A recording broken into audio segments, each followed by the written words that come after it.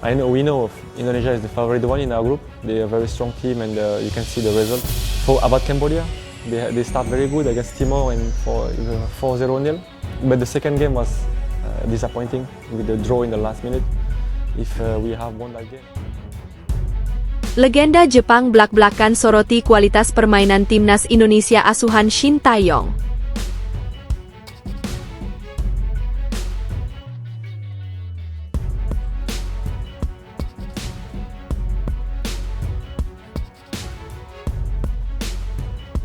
Bahrain, China 합류할 것이다.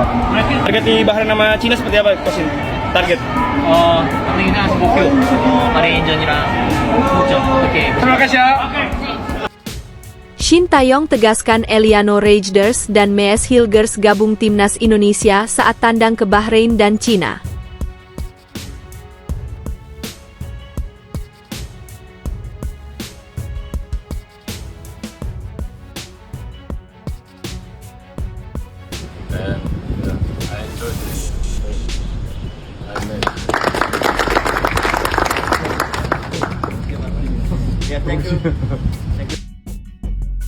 STY buka suara soal peluang Jens Raven promosi ke timnas Indonesia. Coach, ada peluang Jens Raven untuk dipromosikan ke timnas senior mungkin tahun depan sekali? 아직 그 정도에서는 절대 안 된다. 본인 스스로 좀 파워 키워야 되고 또 스피드 있고 투쟁 있게 해야 돼.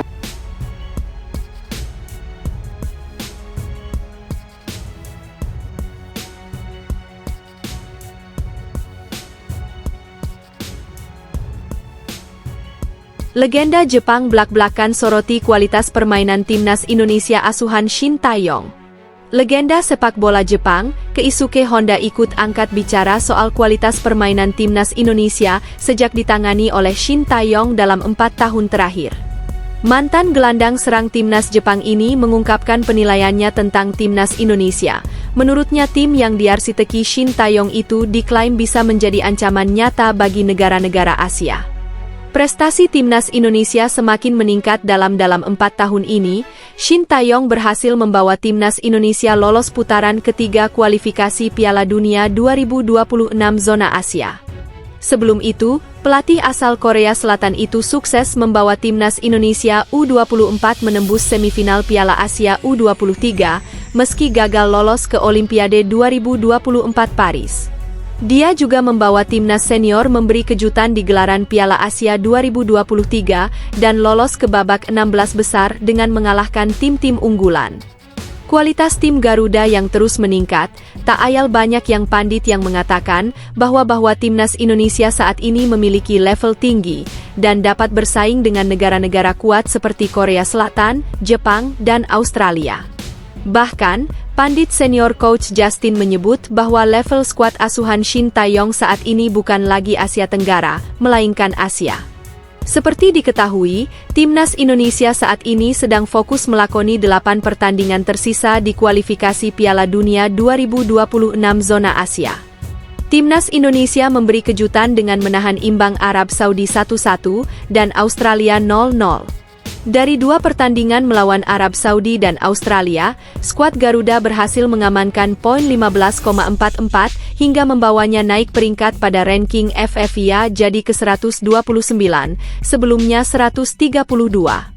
Performa apik dan hasil positif yang diraih timnas Indonesia sejak kedatangan Shin Tae-yong ini membuat sepak bola Indonesia jadi sorotan internasional. Melihat perkembangan timnas Indonesia, legenda sepak bola Jepang Keisuke Honda pernah jauh-jauh hari memberikan penilaiannya tentang tim Garuda. Indonesia adalah tim di Asia Tenggara yang sangat berbahaya. Dari segi kualitas, mereka punya pemain yang sempurna, ungkap Keisuke Honda, dikutip dari Tou Bao Van Hock Ngetuat, Senin, 29 September 2024. Bukan tidak mungkin jika timnas Indonesia terus-menerus dalam trek yang positif, mereka akan menjadi ancaman bagi negara-negara di Asia. Ini merupakan tim terlengkap di kawasan dan akan terus berlanjut.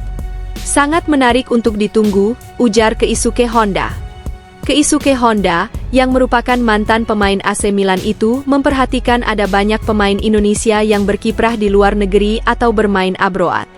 Saya melihat ada perkembangan pesat timnas Indonesia terutama dengan pemain yang banyak tersebar di Eropa, ucap Keisuke Honda. Lebih jauh, mantan pemain AC Milan itu mengaku sangat terkesan atas perjalanan timnas Indonesia di Asia Tenggara hingga menuju Piala Dunia. Shin Tae-yong tegaskan Eliano Reijnders dan Mees Hilgers gabung timnas Indonesia saat tandang ke Bahrain dan Cina. Pelatih timnas Indonesia, Shin Tae-yong menegaskan Mees Hilgers dan Eliano Reijnders bakal bergabung saat melawan Bahrain dan Cina di kualifikasi Piala Dunia 2026. Mees Hilgers dan Eliano Reijnders dijadwalkan bakal mengambil sumpah setia sebagai warga negara Indonesia (WNI) pada Senin, 30 September 2024. Prosesi sumpah bakal dilaksanakan di Kedutaan Besar Republik Indonesia untuk Belanda di Den Haag. Jika sumpah sudah diucapkan, Mees dan Eliano bakal membuat kartu tanda penduduk (KTP) Indonesia. Selanjutnya, kedua pemain bakal menempuh prosedur perpindahan federasi dari KNVB, Federasi Sepak Bola Belanda, menjadi PSSI, Persatuan Sepak Bola Indonesia. Shin Tae-yong angkat bicara soal kedua pemain tersebut. Pelatih asal Korea Selatan tersebut menegaskan bahwa Mees Hilgers dan Eliano Reijnders bakal bergabung sesuai jadwal. Eliano dan Mees bakal bergabung pada agenda Timnas Indonesia Senior pada Oktober 2024. Hal tersebut membuat Hilgers dan Eliano bisa membela Timnas Indonesia main lawan Bahrain dan Cina. Eliano Reijnders dan Mees Hilgers akan gabung langsung melawan Bahrain dan Cina, ujar Shin Tae-yong usai laga Timnas U20 Indonesia versus Yaman di Stadion Madia, Jakarta, Minggu, 29 September 2024, malam waktu Indonesia Barat. Kehadiran kedua pemain tersebut jadi modal berharga bagi Timnas Indonesia. Mees Hilgers dan Eliano Reijnders bakal dibutuhkan jasanya saat bertandang ke markas Bahrain dan Cina. Laga tersebut bakal digelar pada 10 dan 15 Oktober 2024. Hilgers saat ini merupakan tulang punggung FC Twente.